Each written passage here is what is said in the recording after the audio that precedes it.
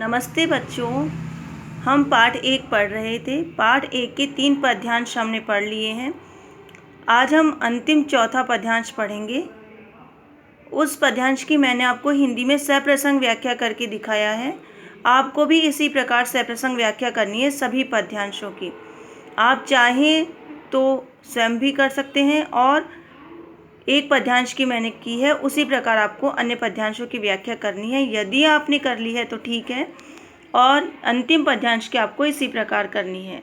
देखिए, नीड न दो चाहे टहनी का आश्रय छिन भिन कर डालो, लेकिन पंख दिए हैं तो आकुल उड़ान में विघ्न न डालो।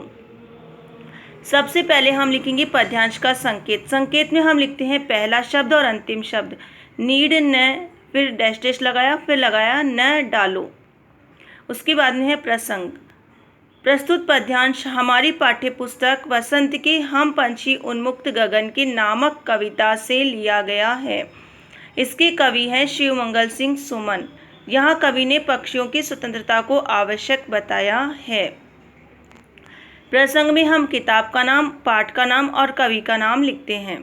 देखिए बच्चों, व्याख्या। व्याख्या कवि ने पक्षियों के माध्यम से कहा है कि हमें चाहे घर न बनाने दो, चाहे हमारे घरों को तोड़ डालो, लेकिन यदि विधाता ने हमें पंख दिए हैं तो आकुलता से उड़ने में विघ्न न डालो। अर्थात हमें पिंजरों में बंद न करो और स्वतंत्रता से हमें उड़ने दो। विशेष। विशेष में हमने लिखा है डालो शब्द के बाद में अल्प विराम लगाया गया है, जिसे इंग्लिश में कॉमा कहते हैं। उसी का मैंने नाम लिखा है, डालो शब्द के आगे अल्प विराम।